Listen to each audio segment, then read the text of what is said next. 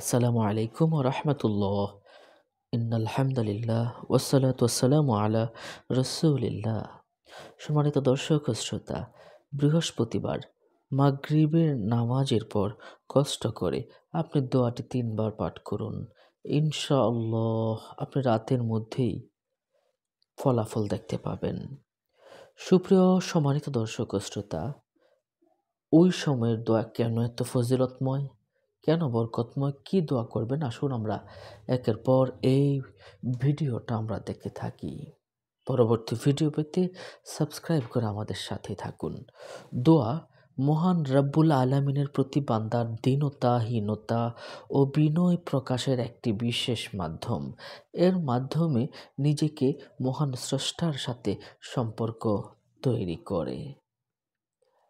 সকল কল্যাণ ও উপকার যেমন তার কাছ থেকে আসে, তেমনি বিপদ আপদ, দুঃখ কষ্ট একমাত্র তিনিই দূর করতে পারেন।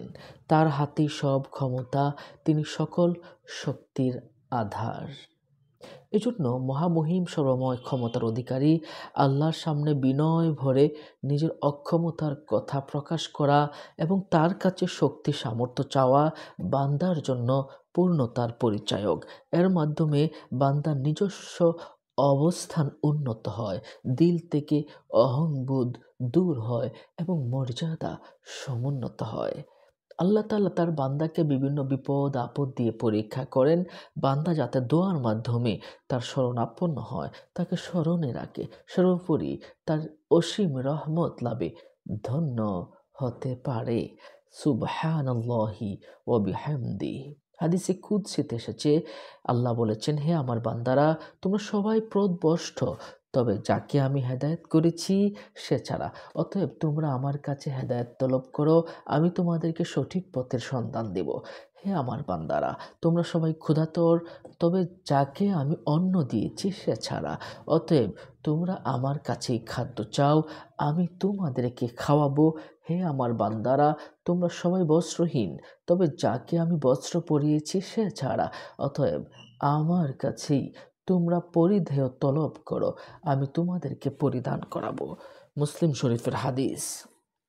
সম্মানিত দর্শক ও শ্রোতা, দোয়া আল্লাহ পাকের কাছে চাইতে হবে কেন?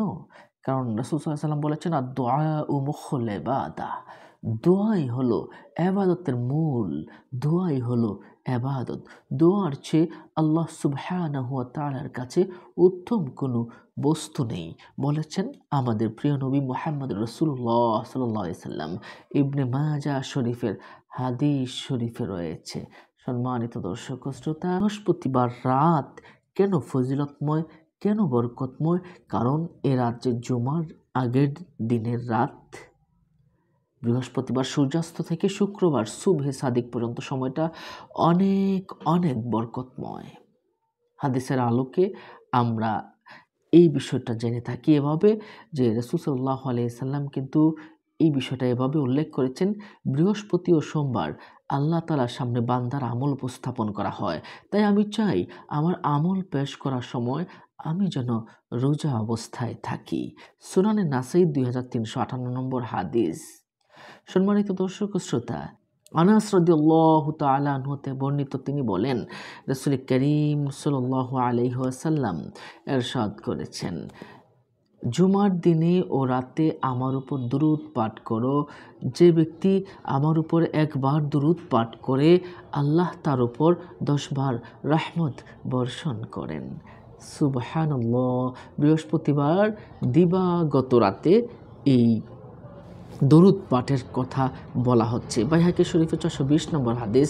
আনাস ইবনে মালিক রাদিয়াল্লাহু তাআলা আনহু থেকে আরও বর্ণিত আছে, রাসূল সাল্লাল্লাহু আলাইহি ওয়াসাল্লাম ইরশাদ করেন, যে ব্যক্তি জুমার দিন অর্থাৎ বৃহস্পতিবার রাতে আমার উপর দুরূদ পাঠ করবে, আল্লাহ তার 100টি প্রয়োজন পূরণ করে দিবেন। এর মধ্যে 70টি আখিরাতে এবং 30টি পৃথিবীতে। সুবহানাল্লাহ। আল্লাহ যদি আমাদের প্রয়োজন পূরণ করে দেন, তাহলে কি প্রয়োজন পূরণ হতে পারে আপনি কি কল্পনা করেছেন? এজন্য কমপক্ষে আমরা বৃহস্পতিবার রাতে আমরা অধিক পরিমাণে দুরূদ শরীফ পাঠ করব, যা বাইহাকি শরীফের 276 নম্বর হাদিস শরীফে কিন্তু রয়েছে। সুবহানাল্লাহি ওয়া বিহামদি। সম্মানিত দর্শক ও শ্রোতা, এরপরে দেখুন যে আমলটা আমরা বলবো, আল্লাহ পাক বৃহস্পতিবার কিন্তু আকাশের সব দরজাগুলো খুলে দেন, মানুষের দোয়া ও আমল তার কাছে পৌঁছানো হয়, দোয়াগুলো কবুল করা হয়। যেন তাহাজ্জুদের সময় আপনি 3 বার দরুদ শরীফ পাঠ করবেন, 3 বার ইস্তেগফার পাঠ করবেন, 3 বার সূরা ফাতিহা পাঠ করবেন, 3 বার সূরা ইখলাস পাঠ করবেন, 3 বার দোয়া ইউনুস পাঠ করবেন। অতঃপর আবার আপনি অসংখ্যবার দুরুদ শরীফ পাঠ করবেন, যে দুরুদ শরীফ পারেন না কেন সেই দুরূদ শরীফ পাঠ করবেন। পাঠ করে আল্লাহ পাক রব্বুল আলামিনের কাছে হাত তুলে আল্লাহ পাকের কাছে দোয়া করবেন। নিশ্চয়ই আল্লাহ পাক আপনার দোয়াকে অবশ্যই কবুল করবেন ইনশাআল্লাহ। এই জন্য মাগরিবের পরেই আপনি দুরূদ শরীফ পাঠ করতে থাকবেন, তাহাজ্জুদের সময় এভাবে আমল করবেন। তারপরে নির্জনে সবাই যখন ঘুমিয়ে পড়বে, রাত 12টার পরে আপনি যদি ঘুমানোর সময় এই আমলটা করতে পারেন, নিশ্চিত ইনশাআল্লাহ আপনি খুব তাড়াতাড়ি ধনী হবেন এবং আপনার অনেক অর্থ সম্পদ হবে। দোয়াটি আমরা জানাবো এখনই ইনশাআল্লাহ। সম্মানিত দর্শক ও শ্রোতা, দেখুন সবাই যখন ঘুমিয়ে পড়বে, আল্লাহ পাকের একটি নাম, গুরুত্বপূর্ণ একটি নাম, ইয়া ওয়াজিদু, এই নামটি যদি আপনি একাকী কিছুক্ষণ পাঠ করেন, ইনশাআল্লাহ আপনি অচিরেই খুব ধনী হবেন। আমরা কিন্তু আমলে কোরআনী নামক গ্রন্থ থেকে এই আমলটা নিয়েছি। আপনি একাকী, যে মানুষ যেমন ধ্যানে বসে ঠিক এভাবে বসে আপনি ইয়া ওয়াজিদু পাঠ করবেন, ধনী হবেন এবং আপনার সম্পদ ইনশাআল্লাহ বেড়ে যাবে।